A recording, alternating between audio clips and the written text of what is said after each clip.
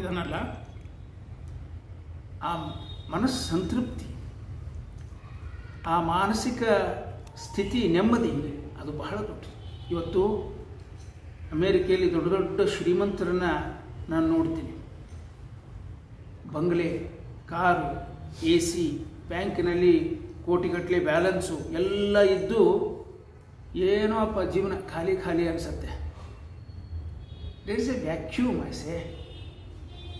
ನಾನು ಅವ್ರಿಗೆ ಹೇಳ್ತೀನಿ, ಕೆಲವು ವಾರ ಭಾರತದ ಹಳ್ಳಿಗಳಿಗೆ ಹೋಗಿ ಜೀವನ ಮಾಡಿ ಬನ್ನಿ. ಎಲ್ಲಿ ನೀರಿಗೆ ಕೊರತೆ ಇರ್ತದೆ, ಬಕೆಟಲ್ಲಿ ಅಳ್ಕೊಂಡು ನೀರು ಸ್ನಾನ ಮಾಡ್ತಿರ್ತಾರೆ, ಎಲ್ಲಿ ಜೀವನದ ಬೇಸಿಕ್ಗಳಿಗೇನೆ ಕಷ್ಟ ಇರ್ತದೆ, ಅಂಥದರ ಮಧ್ಯೆಯೂ ನಗನಗತಾ ಬಾಳ್ತಿರ್ತಾರಲ್ಲ, ಹೋಗಿ ಕೆಲವು ದಿವಸ ಅಲ್ಲಿದ್ದು ಬನ್ನಿ. ನೀವು ಎಂಥಲ್ಲಿ ಇದ್ದೀರಿ, ಎಷ್ಟು ಅದೃಷ್ಟವಂತರು ಅನ್ನೋದು ನಿಮಗೆ ಅರ್ಥ ಆಗುತ್ತೆ. ಹೋಗಿ ನಲ್ಲಿ ಕೆಳಗೆ ನಿಂತರೆ, ಇಲ್ಲೂ ಈ ಬಗೆಲ್ಲ ಬಂದಿವೆ. ಒಂದು ಸೈಡ್ ತಿರುಗಿಸಿದ್ರೆ ಬಿಸಿನೀರು, ಒಂದು ಸೈಡ್ ತಿರುಗಿಸಿದ್ರೆ ತಣ್ಣೀರು. ನೀರು ಎಂದೂ ನಿಲ್ಲೋದೇ ಇಲ್ಲ. ನಮ್ಮಲ್ಲಿ ಅರ್ಧ ಸ್ನಾನ ಆಗಿರ್ತದೆ, ನೀರು ಕಾರ್ಪೊರೇಷನ್ ವಾಟರ್ ಕಟ್ ಮಾಡಿಬಿಡ್ತು. ಯಾರ್ಯಾರು ನೀರು ತುಂಬಿಟ್ಟಿದ್ದಾರೆ ನಪ್ಪ ಅಂತ ಕಿರ್ಚೋ ಪ್ರಸಂಗ. ಕರೆಂಟ್ ಹೋಯ್ತು ಅಂದರೆ ಗಂಟೆಗಟ್ಟಲೆ ಬರೋದಿಲ್ಲ. ಎಷ್ಟೋ ವರ್ಷಗಳ ಕಳೆದರೂ ಒಂದು ದಿನವೂ ಒಂದು ಗಂಟೆಯೂ ಕರೆಂಟ್ ಹೋಗಿರೋದೇ ಇಲ್ಲ. ಯಾವಾಗಲಾದರೂ ಸುದ್ದಿ ಹೇಳಿದ್ರು ಅಂದರೆ ಕರೆಂಟ್ ಹೋಗಿದೆ ಅಂದರೆ ಹೌದಾ, ಪೇಪರ್ನಲ್ಲಿ ಬರುತ್ತೆ. ನೀವು believe it or not, current ಹೋಗಿತ್ತು ಕೆಲವು ನಿಮಿಷ ಅಂದರೆ ಮರು ದಿವಸ ಪೇಪರ್ನಲ್ಲಿ ಬಂದಿರುತ್ತೆ. ಅಂಥ ಸಮೃದ್ಧಿಯ ದೇಶದಲ್ಲಿದ್ದುಕೊಂಡು ಬೇಂದ್ರೆ ಅವರು ಹೇಳಿದ ಮಾತು ಕೇಳ್ಕೋಬೇಕು. ಅವರು ಬೇಕು ಹೆಚ್ಚಿಗೆ, it is too much surplus. ಅಂಥಲ್ಲಿದ್ದುಕೊಂಡು ಮನುಷ್ಯ ಅಯ್ಯೋ ಜೀವನದಲ್ಲಿ ಏನಿದೆಯಪ್ಪ, ಖಾಲಿ ಖಾಲಿ ಅನಿಸುತ್ತೆ. ಹೋಗಿ ಬನ್ನಿ, ನಿಜವಾಗಿ ಕೊರತೆ ಇರುವಲ್ಲಿ ಹೋಗಿ ಕೆಲವು ದಿವಸ ಇದ್ದು ಬನ್ನಿ. ಆವಾಗ ಇದು ಈ ಸಮೃದ್ಧಿಯ ಅರ್ಥ ನಿಮಗಾಗತ್ತೆ ಅಂತ ಹೇಳ್ತಿರ್ತೀನಿ ನಾನು. ನೋಡಿ, ಅಷ್ಟು ಪ್ರೀತಿ ಇಷ್ಟು ಪ್ರೀತಿ ಎಣಿಸಿ ಕಷ್ಟಪಡದಿರು. ಗಂಡ ಹೆಂಡತಿ ಅವನು ನನಗಷ್ಟು ಪ್ರೀತಿ ಮಾಡಲ್ಲ, ಆದರೆ ನಾನು ಅವನನ್ನು ತುಂಬ ಪ್ರೀತಿ ಮಾಡಿದ್ದೀನಿ.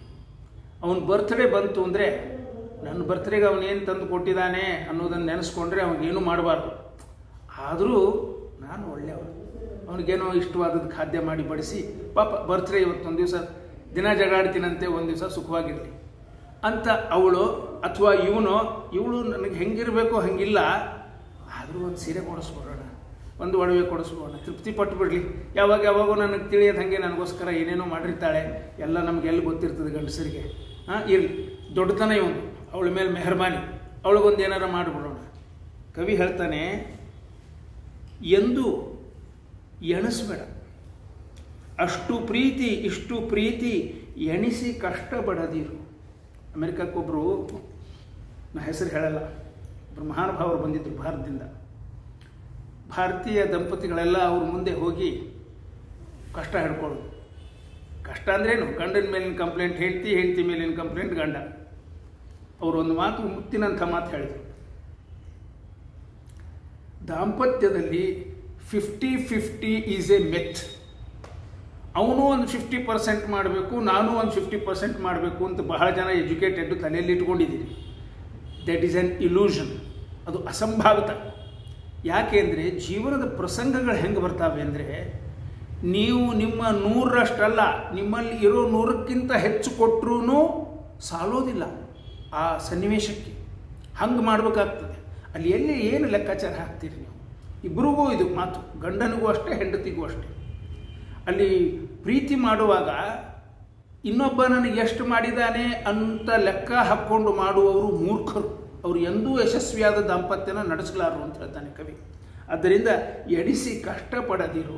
ಈ ಎಣಿಸುವಿಕೆ ವ್ಯರ್ಥ ಇದೆ. ಎಷ್ಟೇ ಇರಲಿ ಅಷ್ಟೇ ಮಿಗಿಲು, ತಮ್ಮ ಕಿರಣ ತಮಗೆ ಹಗಲು, ಉಳಿದು ಬೆಳಕು ಕತ್ತಲು.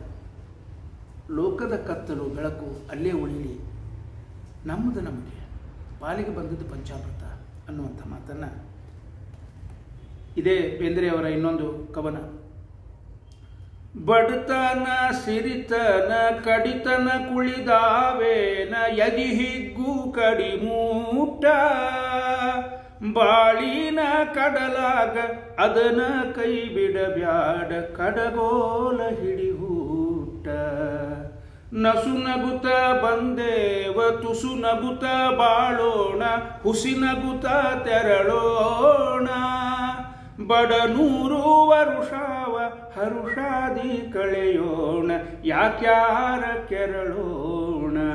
ಹೆಂಡತಿ ಹೇಳ್ತಾ ಇದ್ದಾರೆ ಈ ಮಾತನ್ನ, ಅವಳನ್ನು ನಿಮಿತ್ತವಾಗಿಟ್ಟುಕೊಂಡು ನಮಗೆಲ್ರಿಗೂ ಹೇಳ್ತಾ ಇದ್ದಾರೆ.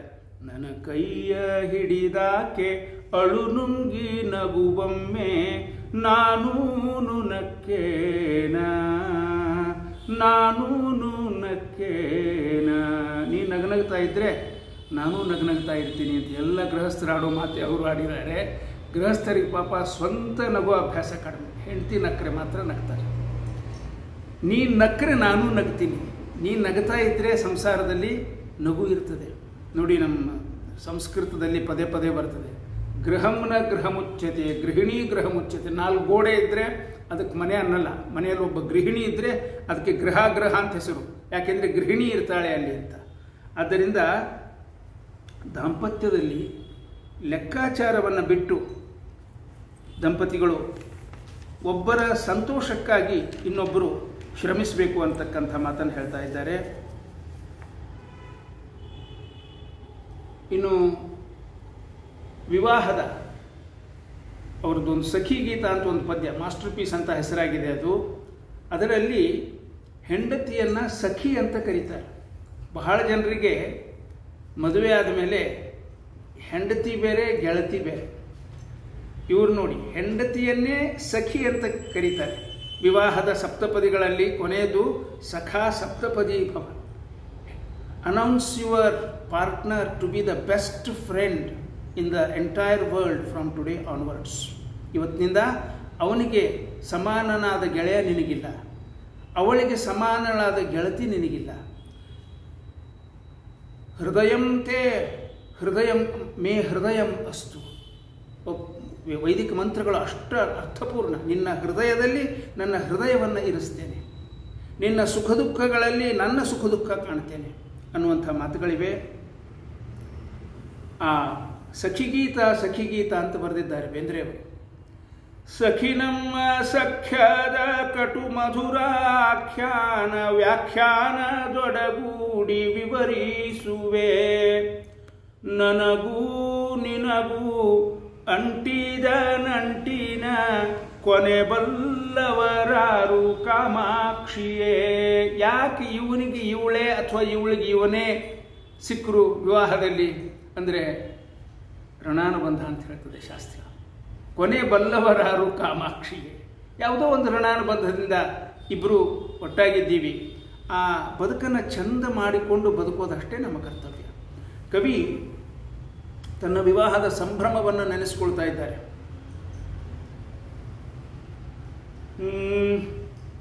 ಮುಗಿಲ ಮಂದಿರದಲ್ಲಿ ಚಂದಿರ ದೇವನ ಕಣ್ಣೆದುರು ಕೌಮುದಿ ಕುಣಿಯುತ್ತೀರೆ, ನತ್ತಿಗೂ ಮಿಗಿಲಾಗಿ ಹೂವಿಗೂ ಹಗುರಾಗಿ ಬೆವರ್ಹನಿ ಬಾಸಿಂಗ ಮಿನುಗುತ್ತೀರೆ. ಮದುವೆ ವಿವಾಹ ಕಾಲದಲ್ಲಿ ನತ್ತು ಹಾಕ್ಕೊಂಡಿರ್ತಾರೆ, ಆಗಿನ ಕಾಲದಲ್ಲಿ, ಈಗೆಲ್ಲ ಹಾಕ್ಕೊಳ್ಳಲ್ಲ.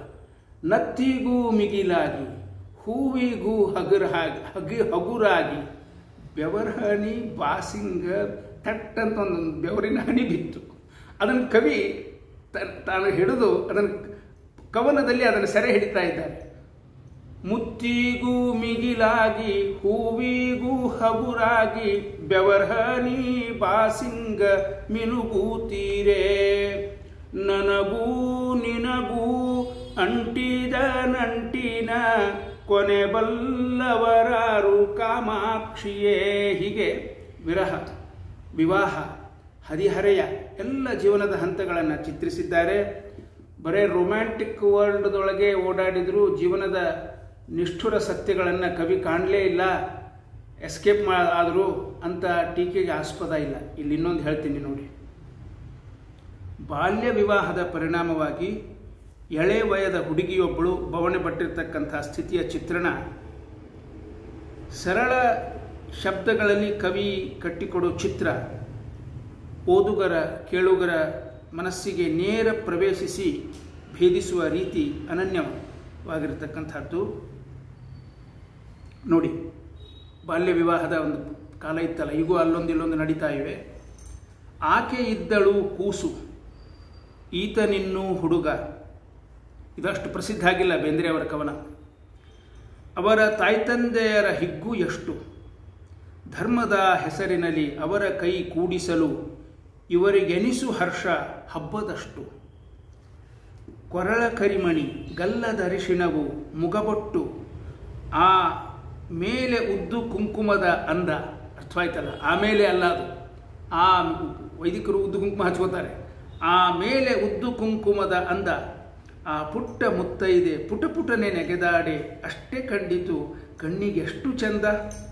ಆದರೆ ಆ ವರ್ಷದಲ್ಲಿ ಹುಡುಗಿ ಬಸುರಾಗಿ ಹೆರು ಭಯ ಸಂಭ್ರಮಗಳು. ಮುಂದೇನಾಯಿತು ಅನ್ನೋದನ್ನು ಒಂದೇ ಸಾಲಿನಲ್ಲಿ ಕವಿ ನಿರೂಪಿಸುವ ಪರಿ ಅಂಥದ್ದು ನೋಡಿ. ಮಗನು ಬಂದಿರೆ ಇಹಕ್ಕೆ, ತಂದೆ ಏರಿದ ಪರಕೆ, ಕ್ಷೀರ ಸಾಗರವಾಯಿತು ಉಪ್ಪು ನೀರು. ಮಗ ಹುಟ್ಟಿದ, ಮಗನು ಬಂದಿರೆ ಇಹಕ್ಕೆ, ತಂದೆ ಏರಿದ ಪರಕೆ.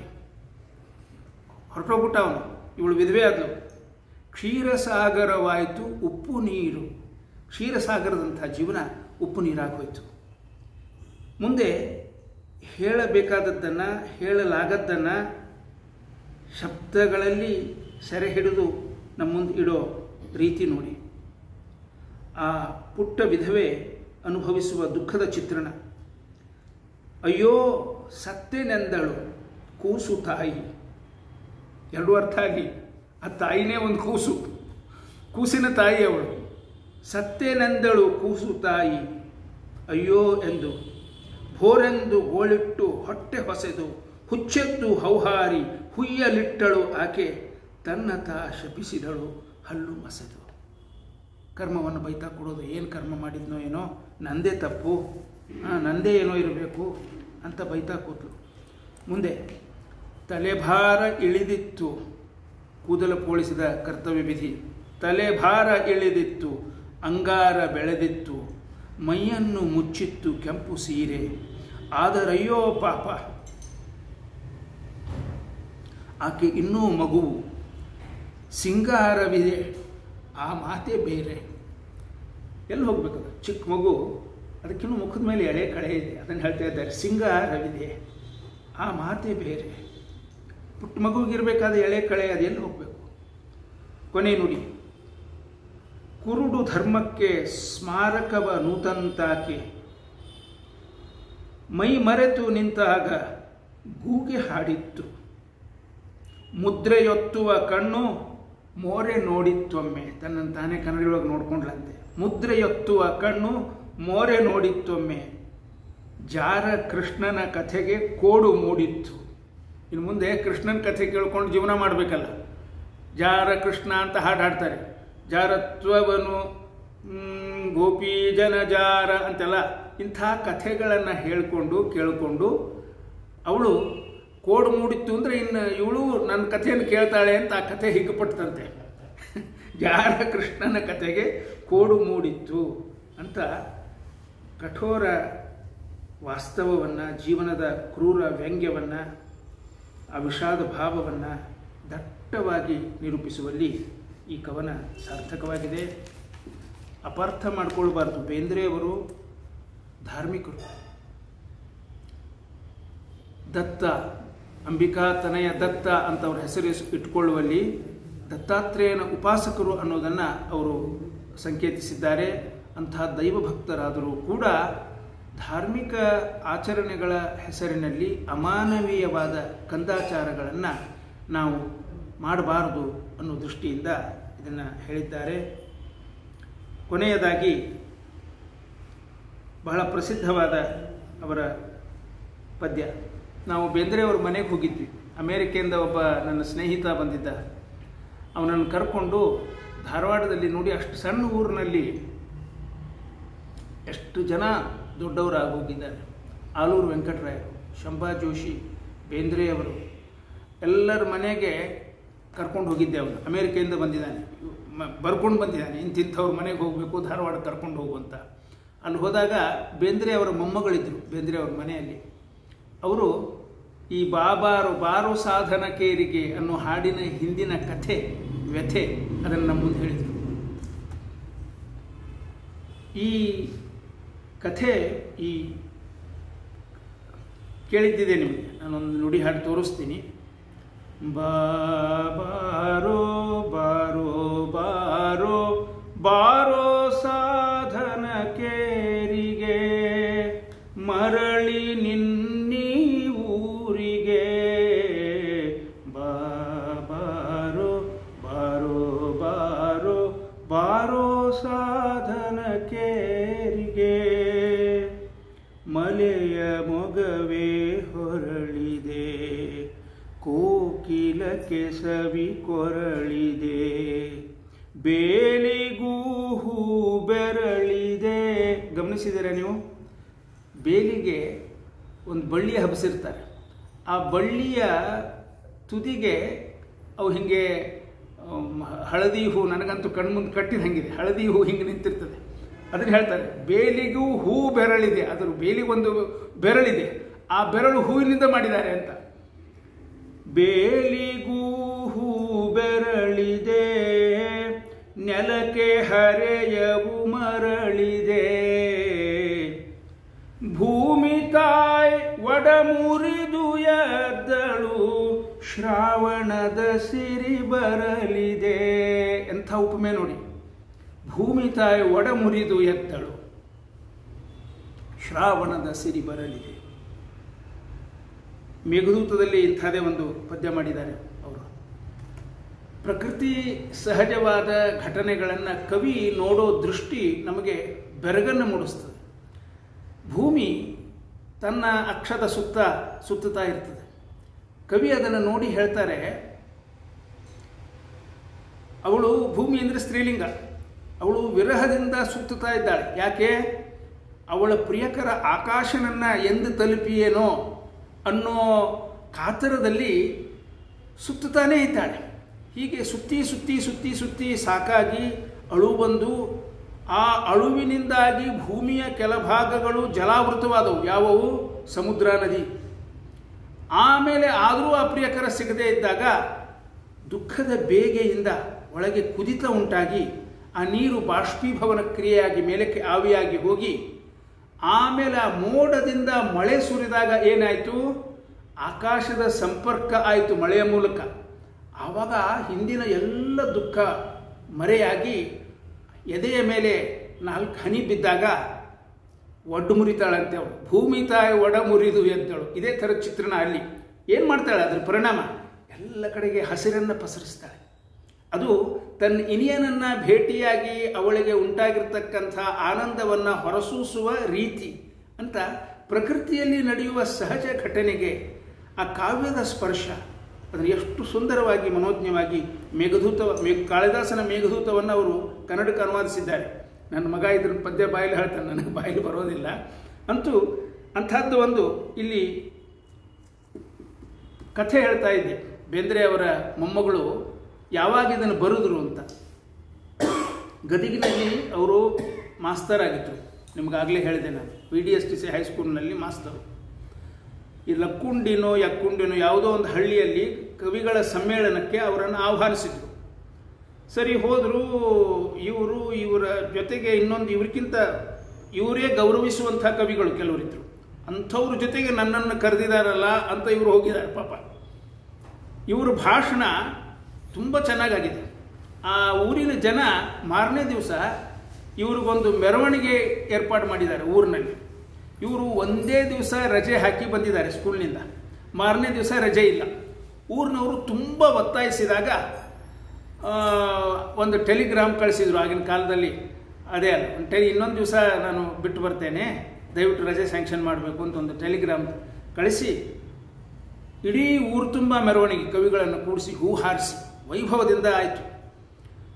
ಯಥೋಚಿತ ಸಂಭಾವನೆ ಮುಂತಾದವುಗಳನ್ನು ಕೊಟ್ಟರು. ವಾಪಸ್ಸು ಗದಗಿಗೆ ಬಂದಾಗ ಮೇಲಿನಿಂದ ಒಂದು ಪಿಂಕ್ ಸ್ಲಿಪ್ ಕಾದಿತ್ತು. ಏನು ಕೇಳದೆ ನೀವು ಹೋದದ್ದರಿಂದ ನಿಮ್ಮನ್ನು ನೌಕರಿಯಿಂದ ತೆಗೆದಿದ್ದೇವೆ ಅಂತ. ಮೇಲೆ ಹೋಗಿ ಹೇಳ್ಕೊಂಡ್ರಿಲ್ಲ, ಕೇಳಿದ್ರಿಲ್ಲ, ಏನಿಲ್ಲ. ಸರಿ ಊರಿಗೆ ಬಂದರು ಧಾರವಾಡಕ್ಕೆ. ಧಾರವಾಡಕ್ಕೆ ಬಂದಾಗ ಶ್ರಾವಣ ಮಾಸ ಬರೋ ಕಾಲವೋ ಏನೋ ಅದು, ಬಸ್ ಸ್ಟ್ಯಾಂಡಿನಿಂದ ಈ ಬಡ ಮಾಸ್ತರು ಛತ್ರಿ ಹಿಡ್ಕೊಂಡು ನಡೀತಾ ಬರ್ತಾ ಇದ್ದಾರೆ. ಅಲ್ಲಿ ಪ್ರಕೃತಿಯ ಸೌಂದರ್ಯ ನೋಡಿ ಈ ಕವಿತೆ ಬರೀತಾರೆ. ಇದು ನಮ್ಮ ಕನ್ನಡ ಕಾವ್ಯಲೋಕದ ಪ್ರಸಿದ್ಧ ಕವನಗಳಲ್ಲಿ ಒಂದಾಗಿದೆ. ಇವತ್ತು ಯಾತಕ್ಕೆ ಇದನ್ನು ನಾನು ಹೇಳ್ತಾ ಇದ್ದೇನೆ ಅಂದರೆ, ಸಾಧಾರಣ ವ್ಯಕ್ತಿ ನೌಕರಿ ಕಳೆದಾಗ ಏನು ಮಾಡ್ತಾನೆ? ಆತ್ಮಹತ್ಯೆ ಮಾಡ್ಕೊಂಡವರಿದ್ದಾರೆ. ಯಾರ ಹತ್ರ ಮಾತಾಡದೆ ಎಲ್ಲೋ ಜನಗಳಿಂದ ಮುಖ ಮುಚ್ಚಿಕೊಂಡು ಓಡಿ ಹೋದವರಿದ್ದಾರೆ. ನನ್ನ ಸಂಬಂಧಿಕರಲ್ಲೇ ಒಬ್ಬ ಬೆಳಿಗ್ಗೆ ಎದ್ದು ಹಲ್ಲು ತಿಕ್ಕೊಳ್ಳಿಕ್ಕೆ ಅವನಿಗೆ ಯಾರಾದರೂ ಪುಷ್ ಮಾಡಬೇಕಾಗ್ತಿತ್ತು, ಸ್ವಸ್ಥ ಕೂತ್ಬಿಡ್ತಿದ್ದ. ಬ್ಯಾಂಕ್ನಲ್ಲಿ ನೌಕರಿ ಇತ್ತು, ದೊಡ್ಡ ಸಂಬಳ, ಹೋಗ್ಬಿಡ್ತು ನೌಕರಿ. ಹೋದರೆ ಬೆಳಿಗ್ಗೆ ಎದ್ದು ಮುಖ ತೊಳಿಬೇಕು, ಹಲ್ಲು ಉಜ್ಜಬೇಕು ಅನ್ನುವಂಥ ಸಹಜ ಕ್ರಿಯೆಗಳಿಗೆ ಒತ್ತಾಯ ಮಾಡದೇ ಇದ್ದರೆ ಇಡೀ ದಿವಸ ಮಲಗಿರ್ತಿದ್ದ. ಊಟ ಬೇಡ, ಸ್ನಾನ ಬೇಡ, ಏನೂ ಬೇಡ, ಒಂಥರ ಡಿಪ್ರೆಷನ್. ನೌಕರಿ ಹೋದರೆ ಇಂಥವೆಲ್ಲ ಕೇಳಿದ್ದೀವಿ. ಆದರೆ ನೌಕರಿ ಹೋದಾಗ ತನ್ನನ್ನು ತಾನು ಕವಿ ಸಂತೈಸಿಕೊಂಡ ರೀತಿ ನೋಡಿ, ಅದ್ಭುತ. ಇದು ಏನು ನಮಗೆ ಪಾಠ ಹೇಳುತ್ತೆ ಅಂದರೆ, ಮನ ಏವ ಮನುಷ್ಯಾಣಂ ಕಾರಣಂ ಬಂಧ ಮೋಕ್ಷಯೋ. ಜೀವನದಲ್ಲಿ ಅನಿವಾರ್ಯವಾದ ದುಃಖದ ಪ್ರಸಂಗಗಳು ಬಂದಾಗ ಮನಸ್ಸಿಗೆ ಬೇರೆ ಕಡೆಗೆ ಲಕ್ಷ್ಯವನ್ನು ಹರಿಸಿ ಆ ದುಃಖವನ್ನು ಮರೆಯುವ, ಮತ್ತು ಎಷ್ಟೋ ಸಲ ನೀವು ಬೇರೆ ಕಡೆ ಗಮನ ಹರಿಸಿದಾಗ things will work out on their own. ನೀವು ತಲೆ ಕೆಡಿಸ್ಕೊಂಡು ಅತ್ತು ಮಾಡಿ ಹೋಗಿ ಅದೇನು ಸಮಯ ಕಳೆದಿರ್ತೀರಿ, ಅದೇ ಸಮಯ ಯಾವುದಾದ್ರೂ ಒಂದು ಕ್ರಿಯೇಟಿವ್ ವಿಷಯದಲ್ಲಿ ಹಾಕಿದರೆ ಅಂದರೆ ಅದರ ಪಾಡಿಗೆ ಅದು ಹೀಲಾಗಿ ಮತ್ತೆ ಎಲ್ಲೋ ನೌಕರಿ ಸಿಗ್ತದೆ, ಮತ್ತೇನೋ ಒಂದು ಆಗ್ತಿರ್ತದೆ. ಆ ಟ್ರಾನ್ಸಿಷನ್ ಪೀರಿಯಡ್ ಅಂತಾರೆ, ಆ ಸಂಕೀರ್ಣ ಸಮಯ ನಾವು ಹೇಗೆ ಕಳಿತೀವಿ ಅನ್ನೋದು ಬಹಳ ಮುಖ್ಯ. ಕವಿ ಇಂಥ ಒಂದು ಸುತ್ತಮುತ್ತಲಿನ ಪ್ರಕೃತಿಯಲ್ಲಿ ತನ್ನ ಮನಸ್ಸನ್ನು ಹರಿಬಿಟ್ಟು ಅದ್ಭುತವಾದ ಕಾವ್ಯವನ್ನು ರಚನೆ ಮಾಡಿ ಸಾಮಾನ್ಯರಿಗೆ, ಅವರೇನು ದೊಡ್ಡ ಶ್ರೀಮಂತರಲ್ಲ, ಮಧ್ಯಮ ವರ್ಗದ ಜನರಿಗೆ ವಿಷಮ ವೇಳೆಗಳಲ್ಲಿ ಮನಸ್ಸನ್ನು ಹೇಗೆ ಸಂತೈಸಬೇಕು, ಬೇರೆ ಕಡೆಗೆ ಲಕ್ಷ್ಯ ಹಾಕಿ ಸಮಾಧಾನ ತಂದುಕೊಳ್ಬೇಕು ಅಂತಕ್ಕಂಥ ದಿವ್ಯ ಸಂದೇಶವನ್ನು ನಮಗೆ ಈ ಮೂಲಕ ನೀಡಿದ್ದಾರೆ ಅಂತ ಹೇಳ್ತಾ ನನ್ನ ಸಮಯ ಮುಗಿದಿದ್ದರಿಂದ ಇಲ್ಲಿಗೆ ಮುಗಿಸ್ತಾ ಇದ್ದೇನೆ. NS ಲಕ್ಷ್ಮೀನಾರಾಯಣ ಭಟ್ಟ, KS ನರಸಿಂಹಸ್ವಾಮಿ ಮುಂತಾದವರ ಕವನಗಳನ್ನು ತಂದಿದ್ದೆ, ಬಟ್ ಸಮಯ ಮುಗಿದಿದೆ. ಮತ್ತೊಮ್ಮೆ ಯಾವಾಗಲಾದರೂ ಅವಕಾಶವಾದರೆ ನೋಡೋಣ. ಈವರೆಗೆ ಕುಳಿತು ಶಾಂತರಾಗಿ ಆಲಿಸಿರ್ತಕ್ಕಂಥ ಎದುರಿಗಿರುವ ಮತ್ತು ಪರೋಕ್ಷವಾಗಿ ನನ್ನನ್ನು ನೋಡ್ತಾ ಇರೋ ಎಲ್ಲ ಸಹೃದಯ ಶ್ರೋತೃಗಳಿಗೆ, ಸಾಹಿತ್ಯಾಸಕ್ತರಿಗೆ ಹಾರ್ದಿಕ ಕೃತಜ್ಞತೆಗಳನ್ನು ತಿಳಿಸಿ ನನ್ನ ಈ ಮಾತುಗಳನ್ನು ಕೃಷ್ಣಾರ್ಪಣಮಸ್ತು ಅಂತ ಹೇಳಿ ಮುಗಿಸ್ತಾ ಇದ್ದೇನೆ.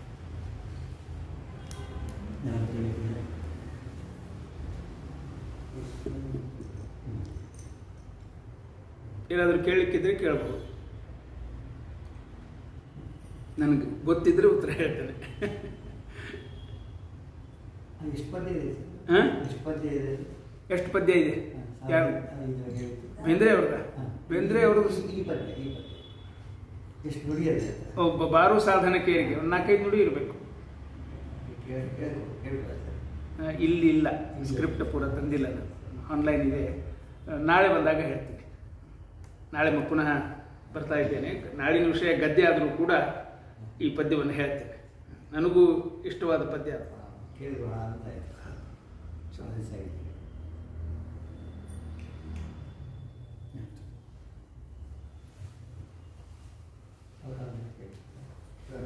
ನೀವು ಬೇಂದ್ರೆ ಅವ್ರದ್ದು ಏನೋ ಕವನ ಹೇಳಿದ್ರಿ, ಅವ್ರ ಬಗ್ಗೆ ಹೇಳಿದ್ರಿ. ಈಗ ಬರುವ ಪದ್ಯಗಳಲ್ಲಿ ಬೇರೆ ಬೇರೆ ಕವಿಗಳಿದ್ದಾರೆ, ಅವ್ರ ಹೆಸರುಗಳನ್ನೇ ಕೇಳಿಲ್ಲ. ಅವ್ರಗಳ ಬಗ್ಗೆ ಹೇಗೆ ಹೇಳ್ಬೋದು ಮಕ್ಕಳಿಗೆ ಹೇಳೋಕ್ಕಿದ್ರೆ? ಈಗ ನೀವು ಸ್ವಲ್ಪ ಸಮಯ ಕೊಟ್ಟರೆ ಒಳ್ಳೊಳ್ಳೆ ಕವಿಗಳ ಪದ್ಯಗಳು ಈಗಲೂ ಸಿಗುತ್ತವೆ. ಅಲ್ಲ, ಒಪ್ತೀನಿ, ಇಲ್ಲ ಅಂತಲ್ಲ. ನಾನು ಪದ್ಯಗಳನ್ನ ಕಲ್ತು ಮಾಡಿದ್ದೀನಿ. ನೀವು ಈ ತಿಳಿದಿರುವಂತ ಕವಿಗಳ ಬಗ್ಗೆ ಕೇಳ್ತಿಲ್ಲ. ಈಗಿನ ಪುಸ್ತಕಗಳಲ್ಲಿ ಬರುವ ಕವಿಗಳು ನಮಗೆ ಗೊತ್ತೇ ಇಲ್ಲ. ಅವ್ರ ಕವಿ ಪರಿಚಯ ಎಲ್ಲ ಕೇಳ್ತೀವಿ. ನಾವೆಲ್ಲ ಓದಿದ್ವಿ, ಕವಿ ಪರಿಚಯ ಕೇಳ್ಕೊಂಡೆ ಆಮೇಲೆ ಪದ್ಯವನ್ನ ಹೇಳ್ತಿದ್ರು ನಮ್ಮ ಮಾಸ್ತರ್ಗಳು, ನಮ್ಮ ಟೀಚರ್ಗಳು. ಆದ್ರೆ ಈಗಿನದ್ರಲ್ಲಿ ಕವಿ ಪರಿಚಯನೇ ಇಲ್ಲ. ಡೈರೆಕ್ಟ್ ಆ ಕವಿಗಳು ಪದ್ಯ ಕೊಟ್ಟಿರ್ತಾರೆ. ಅದ್ರ ಬಗ್ಗೆ ಸಾಹಿತ್ಯ ಹೇಗೆ ಹೇಳ್ಬೋದು? ಇಲ್ಲ, ಕವಿ ಪರಿಚಯ ಅಗತ್ಯ.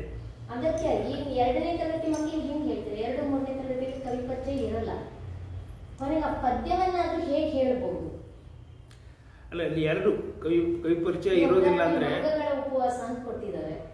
ಆ ಮಂಗಗಳ ಉಪವಾಸ ಪದ್ಯ, ಅದನ್ನ ಹೇಗೆ ಸಾಹಿತ್ಯದಿಂದ ಮಾಡಬಹುದು? ಅಲ್ಲ, ಅದು ಪದ್ಯ ಚೆನ್ನಾಗೇ ಇದೆ, ನಾನು ಓದಿದ್ದೇನೆ. ಒಂದು ಉಪವಾಸವ ಮಾಡಿದವು ಅಂತ ಬರುತ್ತೆ. ನಾನು ವಿದ್ಯಾರ್ಥಿ ಇರುವಾಗಲೇ ಅದು ಪದ್ಯ ಇತ್ತು, ತುಂಬಾ ಚಂದದ ಪದ್ಯ. ಕಿಯಾರ ಕಿರಣ ರೈ ಅಂತೇನೋ ಒಂದು ಹೆಸರು ಇರಬೇಕು, ಅವ್ರದ್ದು ಇರಬೇಕು. ನೀವು ಹೇಳ್ದಂಗೆ ಕವಿಗಳ ಬಗ್ಗೆ ಕೊಟ್ಟಿಲ್ಲ ಅಲ್ಲಿ. ಅದ್ರ ಹಿಂದೆ ಉದ್ದೇಶ ಏನಿರಬಹುದು ಅಂದ್ರೆ, ಕವಿಗಳ ಬಗ್ಗೆ ತಿಳ್ಕೊಳ್ಳೋ ವಯಸ್ಸಲ್ಲ ಅದು, 1ನೇ ಕ್ಲಾಸು 2ನೇ ಕ್ಲಾಸು. ಆದ್ದರಿಂದ ಮುಂದೆ ಬೆಳೆದಂತೆ ಅವರು ತಿಳ್ಕೊತಾರೆ ಅಂತ ಬರೀ ಪದ್ಯ ಮಾತ್ರ. ಏನು ಅದಕ್ಕೊಂದು ಟ್ಯೂನ್ ಜೋಡಿಸ್ಬೇಕು ಟೀಚರ್. ಅದು ಬಾಳೆಯ ತೋಟದ ಪಕ್ಕದ ಕಾಡುಗಳು ಹಿಂದಿನ ಸ್ಟೋರಿ ಯಾವ ತರ ಹೇಳಿ ಮಕ್ಕಳಿಗೆ ಅಟ್ರಾಕ್ಷನ್ ಕೊಡ್ಬೇಕು ಪದ್ಯವನ್ನ ಬರಕ್ಕೆ, ಮಕ್ಕಳ ಬಾಯಿಂದ ಬರಕ್ಕೆ. ಹಿಂದಿನ ಸ್ಟೋರಿ ಏನಿಲ್ವಲ್ಲ ಅದಕ್ಕೆ, ನನಗೆ ತಿಳಿದ ಹಾಗೆ ಹಿಂದಿನ ಸ್ಟೋರಿ ಏನಿರ್ಲಿಕ್ಕೆ ಸಾಧ್ಯ ಅಲ್ಲ. ಅದಕ್ಕೆ ಬೇರೆ ಯಾವ್ದಾರ ಸ್ಟೋರಿ ಸೇರಿಸ್ಬೋದ ಅಥವಾ ಏನು ಅಂತೇಳಿ. ಈಗ ಬೇಂದ್ರೆ ಅವರು ಒಂದು ಮನಸ್ಸಿನ ನೋವಾದಾಗ ಪ್ರಕೃತಿ ಬಗ್ಗೆ ಬರೋದು ಅಂತ, ಹೀಗೆ ನಾವು ಈ ಪದ್ಯ ಬರೋಕ್ ಮುಂಚೆ ಮಕ್ಕಳಿಗೆ ಇನ್ನೊಂದು ಯಾವ್ದಾರ ರೀತಿ ತೋರಿಸ್ಬೋದು. ಅಲ್ಲ, ಅದು ಈಗ ನೋಡಿ, ಅವರ ಬೇಂದ್ರೆ ಅವ್ರ ಮನೆಗೆ ಹೋದಾಗ ಅವರ ಮೊಮ್ಮಗಳು ಈ ಕಥೆಯನ್ನು ಹೇಳಿದರು ನನಗೆ. ಅಲ್ಲಿ ತನಕ ನನಗೆ ಪದ್ಯ ಮಾತ್ರ ಗೊತ್ತಿತ್ತು, ಆದರೆ ಪದ್ಯದ ಮಾಧುರ್ಯ, ಅದರಲ್ಲಿ ಸವಿ, ಅದಕ್ಕೇನು ಕೊರತೆ ಇರಲಿಲ್ಲ, ಹಿಂದಿನ ಕಥೆ ಗೊತ್ತಿರಲಿಲ್ಲ ಅಂತ. ಹಾಗೆ ಎಲ್ಲಿ ನಮಗೆ ಹಿನ್ನೆಲೆ ಗೊತ್ತಿರ್ತದೆ ಅಲ್ಲಿ ಹಿನ್ನೆಲೆ ಹೇಳೋಣ, ಎಲ್ಲಿ ಗೊತ್ತಿರೋದಿಲ್ಲ ಪದ್ಯಗಳು on its own they are beautiful. ಮಕ್ಕಳಿಗೆ ಹಾಡಲಿಕ್ಕೆ ಕಲಿಸ್ಬಿಟ್ರೆ ಸಾಕು.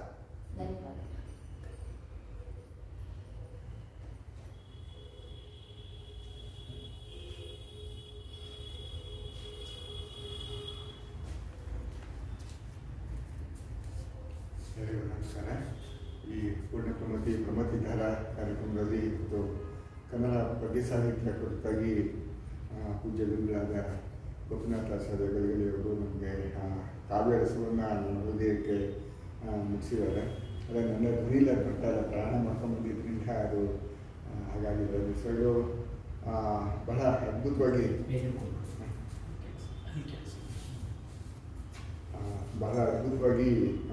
ಅದನ್ನು ನಮಗೆ ಮುಗಿಸಿದ್ದಾರೆ. ಜೊತೆಗೆ ಅವರು ಆಯ್ಕೆ ಮಾಡ್ಕೊಂಡಿರುವಂಥ ಪದ್ಯಗಳು ಕೇವಲ ಈಗ ನಮ್ಮ ಸಂದರ್ಭದಲ್ಲಿ ಅಂತಲ್ಲ, ಅದನ್ನು ಅನೇಕ ಕಡೆ ಅದರ ಪ್ರಾಮುಖ್ಯತೆ ನಾವು ನೋಡಿದ್ದೀವಿ. ಏನಂದರೆ ಯಾರೊಬ್ಬ ಕವಿ ಒಂದು ಕವನ ಬರೀತಾನೆ, 4 ಜನ ರಸಿಕರು ಅದನ್ನು ಓದಿ ಸಂತೋಷ ಪಡ್ತಾರೆ ಅಂತಲ್ಲ. ಜೀವನದ ಕಷ್ಟಗಳ ಸಂದರ್ಭದಲ್ಲಿ ಅದನ್ನು ಬಳಸ್ಕೊಂಡು ಹೊಸ ಚೈತನ್ಯ ಪಡ್ಕೊಂಡು ಮುಂದಕ್ಕೆ ಹೋಗೋದಿದೆಯಲ್ಲ, ಅದು ನಿಜವಾಗ್ಲೂ ಒಬ್ಬ ಕವಿಯ ಒಂದು ಸಾರ್ಥಕತೆ ಅಂತ ಅನ್ಸುತ್ತೆ. ಈಗ ಪೂಜ್ಯರು ಹೇಳಿದಂಥ ಇದು ಅಳುನುಂಗಿ ನಗು ನೀನು ನಕ್ಕೇನು ನಾನೇನು ನಾನೂನು ಅನ್ನೋಂಥ ಒಂದು ಕವನ ಇದೆಯಲ್ಲ, ಇದನ್ನು ಒಬ್ಬರು ಲೆಫ್ಟಿನೆಂಟ್ ಜನರಲ್ ಹೇಳ್ತಾರೆ. ನಮ್ಮ ಲೆಫ್ಟಿನೆಂಟ್ ಜನರಲ್ ಸಿ ಸರ್ದೇಶಪಾಂಡೆ ಅಂತ ಹುಬ್ಬಳ್ಳಿ ಇತ್ತೀಚೆಗೆ ತೀರ್ಕೊಂಡ್ರು, 90 ವಯಸ್ಸು ಮೇಲಾಗಿತ್ತು. ಅವರನ್ನು ಒಂದು 2 ಸತಿ ಭೇಟಿಯಾಗೋ ಅವಕಾಶ ಸಿಕ್ಕಿತ್ತು. ಅವರು ಅಧಿಕಾರಿಗಳಾಗಿದ್ದಾಗ ಅಷ್ಟೊಂದು ಸಂಬಳ ಇರಲಿಲ್ಲ. ಅವರು ಅಷ್ಟು ದೊಡ್ಡ ಲೆಫ್ಟಿನೆಂಟ್ ಜನರಲ್ ಅಂದರೆ ಜನರಲ್ ಹುದ್ದೆಗಿಂತ ಒಂದೇ ಹೆಜ್ಜೆ ಕೆಳಗಡೆ ಇದ್ದದ್ದು ಅವರು. ಅಷ್ಟಾದರೂ ಕೂಡ ಅವ್ರಿಗೆ ಅಷ್ಟೊಂದು ಸಂಬಳ ಇರ್ತಾ ಇರಲಿಲ್ಲ. ಅವರು ಬರ್ಕೊಂಡಿದ್ದಾರೆ, ಏನಾದರೂ ಒಂದು ಸಣ್ಣ ವಸ್ತು ತಗೋಬೇಕು ಅಂದರೆ ನಾವು ಸಾಲ ಮಾಡಬೇಕಾಗಿತ್ತು ಅಂತ. ಜೊತೆಗೆ 62 ಯುದ್ಧ, 65 ಯುದ್ಧ, 71 ಯುದ್ಧ ಹೀಗೆಲ್ಲ ಅದರಲ್ಲಿ ಭಾಗವಹಿಸಿ ಮನೆಯಲ್ಲಿ ಇರ್ತಾ ಇರಲಿಲ್ಲ ಅವರು.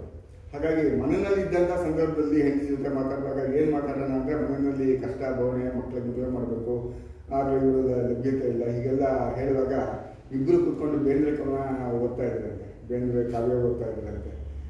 ಬೇಂದ್ರೆ ಅಂತಂದರೆ ಅವಳೂ ಮೃದು ಆಗ್ತಾ ಇದ್ಲು ಅಂತ ಹೇಳಿದ್ದಾರೆ. ಇದೆಲ್ಲ ಅವರು ತುಂಬ ವಿಸ್ತಾರವಾಗಿ ಅವರ ಆತ್ಮಚರಿತ್ರೆಯಲ್ಲಿ ಬರೆದಿದ್ದಾರೆ. ಹಿಡಿದ ಹಾದಿ ಅಂತಂದ್ಬಿಟ್ಟು ಆನಂದೆಲ್ಲ ಪುಸ್ತಕ ಇದೆ. ಹೀಗೆ ಈ ಥರದ ನಾವನ್ನು ಅನೇಕ ಕಡೆ ನಾವು ನೋಡ್ತಾ ಹೋಗ್ತೀವಿ. BK ಕುಲಕರ್ಣಿ ಅವರು ಬರೆದಿದ್ದಾರೆ. ಹೀಗೆ ಅನೇಕ ಕಡೆ ಅಂದರೆ ಬರೀ ಒಂದು ಕಾವ್ಯವಾಗಿ ಒಂದು ಸಾಹಿತ್ಯದ ಭಾಗವಾಗಿ ಮಾತ್ರ ಅಲ್ಲ, ನೊಂದ ಜೀವಕ್ಕೆ ಕೊಡುವಂಥ ಸಾಂತ್ವನ ಇದೆಯಲ್ಲ, ಅದು ಬಹಳ ಅದ್ಭುತವಾದಂಥದ್ದು. ಇದು ಬೇರೆ ಯಾವುದೇ ಕವಿಗಳಲ್ಲಿ ನಾವು ಕಾಣದೇ ಇರುವಂಥದ್ದು. ಜೊತೆಗೆ ಇನ್ನೊಂದು ಬಹುಶಃ ನಾನು ಬರೋದಕ್ಕೆ ಮುಂಚೆ ಅವರು ಪ್ರಸ್ತಾಪ ಮಾಡಿರ್ತಾರೆ, ಆಧ್ಯಾತ್ಮ ಮತ್ತು ಬೇಂದ್ರೆ ಕಾವ್ಯಗಳಲ್ಲಿ ತುಂಬ ಬಹಳ ದೊಡ್ಡ ಒಂದು ಸಾಂಗತ್ಯ ಇದೆ. ಇಳಿದು ಬಾ ತಾಯಿ ಇಳಿದು ಬಾ ಅನ್ನುವಂಥ ಒಂದು ಕವನ ಅದು ಬಹುಶಃ ನಮ್ಮ ಯೋಗಶಾಸ್ತ್ರದ ಪ್ರತಿಯೊಂದನ್ನು ವಿವರಿಸುತ್ತೆ ಅಂತ ಒಬ್ಬರು ವೈದ್ಯರೇ ಹೇಳ್ತಾ ಇದ್ರು. ಅವರ ಹೆಸರು ಕುಲಕರ್ಣಿ ಅಂತ, ವಸಂತ ಕುಲಕರ್ಣಿ ಅಂತ.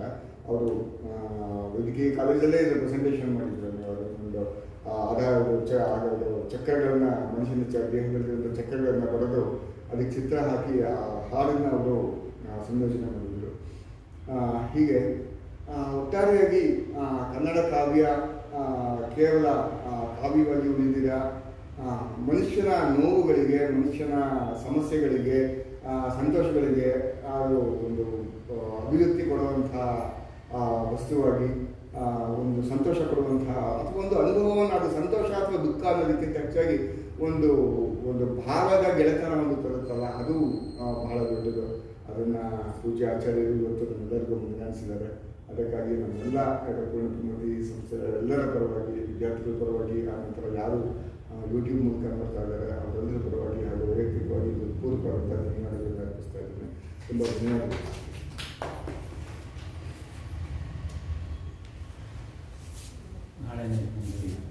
ನಾಳೆ ಪೂಜ್ಯರು ಕನ್ನಡದ ಗದ್ಯ ಸಾಹಿತ್ಯ ಕುರಿತಾಗಿ ಮಾತಾಡ್ತಾರೆ. ದಯಮಾಡಿ ತಾವೆಲ್ಲರೂ ಬರಬೇಕು. ನೋಡ್ತಾ ಇರೋರು ದಯಮಾಡಿ ಇಲ್ಲಿ ಭೌತಿಕವಾಗಿ ಹಾಜರಾಗೋದು ಬಹಳ ಮುಖ್ಯ. ದಯಮಾಡಿ ಬನ್ನಿ. ಇದು ನಿರಂತರವಾಗಿ ನಡೆಯುವಂಥ ಕಾರ್ಯಕ್ರಮ. ಪ್ರತಿ ಶನಿವಾರ ಮತ್ತು ಭಾನುವಾರ ಇಲ್ಲಿ ಪ್ರಮತಿಹಾರ ಕಾರ್ಯಕ್ರಮ ನಡೆಯುತ್ತೆ. ದಯಮಾಡಿ ಎಲ್ಲರಿಗೂ ಸಾಧ್ಯವಾದ ಮಟ್ಟಿಗೂ ಭೌತಿಕವಾಗಿ ಹಾಜರಾಗಿರೋದಕ್ಕೆ ಪ್ರಯತ್ನ ಮಾಡಿ. ಒಂದು ಮಾತು ಅವನಿದೆ, ಗೋಖಲೆ ಇನ್ಸ್ಟಿಟ್ಯೂಟ್ ಇಲ್ಲಿಗೆ ದೂರ ಅಂತ ಅಂದುಕೊಳ್ಳುವವರಿಗೆ ಈ ಪೂರ್ಣಪ್ರಮತಿ ಸಂಸ್ಥೆಯ ಹಿತೈಷಿಗಳು ಇಲ್ಲಿನ ಸುತ್ತಮುತ್ತಲ ಜನರಿಗೆ ಗೋಖಲೆ ಇನ್ಸ್ಟಿಟ್ಯೂಟಲ್ಲಿ ಆಗುವಂಥ ಸಾಂಸ್ಕೃತಿಕ ಕಾರ್ಯಕ್ರಮಗಳು ಇಲ್ಲೂ ನಡೀಬೇಕು, ಇಲ್ಲಿನ ಜನರಲ್ಲೂ ಸಾಂಸ್ಕೃತಿಕ ಜಾಗೃತಿ, ಸಾಹಿತ್ಯಾಸಕ್ತಿ ಹೆಚ್ಚಬೇಕು ಅಂತಕ್ಕಂಥ ದೃಷ್ಟಿಯಿಂದ ಇದನ್ನು ಮಾಡಿದ್ದಾರೆ. ನೀವೆಲ್ಲ ಬಂದು ಇದರಲ್ಲಿ ಪಾಲ್ಗೊಂಡ್ರೆ ಇದು ಯಶಸ್ವಿ ಆಗ್ತದೆ. ಇಲ್ಲದೇ ಇದ್ದರೆ ನಗ್ನ ಕ್ಷಪಣಕ್ಕೆ ದೇಶೇ ರಜಕ ಕಿಂಕರಿಷ್ಯತಿ ಅಂತ. ಆದ್ದರಿಂದ ತಾವೆಲ್ಲರೂ ಅವಶ್ಯವಾಗಿ ಬಂದು ಉತ್ಸಾಹದಿಂದ ಭಾಗವಹಿಸಿ, ಮಾತ್ರವಲ್ಲ ನಿಮ್ಮಲ್ಲೇನಾದರೂ ಸಾಹಿತ್ಯದ ವಿಷಯದಲ್ಲಿ ಕಾಂಟ್ರಿಬ್ಯೂಟ್ ಮಾಡುವಂಥದ್ದಿದ್ದರೆ ಅದನ್ನು ಇಲ್ಲಿನ ವ್ಯವಸ್ಥಾಪಕರ ಲಕ್ಷ್ಯಕ್ಕೆ ಗಮನಕ್ಕೆ ತಂದು ನಾವು ಒಂದು ಹಿಂಗೆ ಪ್ರೆಸೆಂಟೇಷನ್ ಮಾಡ್ತೇವೆ ಅಂತ ಹೇಳಿದರೆ ಅದಕ್ಕೆ ತಕ್ಕ ವ್ಯವಸ್ಥೆಯನ್ನು ಮಾಡ್ತಾರೆ. ಹೀಗೆ ಪರಸ್ಪರ ಕೊಡುಕೊಳ್ಳುವಿಕೆಯಿಂದ ಇಂಥ ಸಂಘಗಳು ಬೆಳೀಲಿಕ್ಕೆ ಸಾಧ್ಯ. ಆ ದೃಷ್ಟಿಯಿಂದ ಎಲ್ಲರೂ ಪ್ರೋತ್ಸಾಹ ನೀಡಬೇಕು, ಬರಬೇಕು, ಭಾಗವಹಿಸಬೇಕು ಅಂತ ವಿನಂತಿಸಿಕೊಳ್ತಾ ಇದ್ದೀನಿ.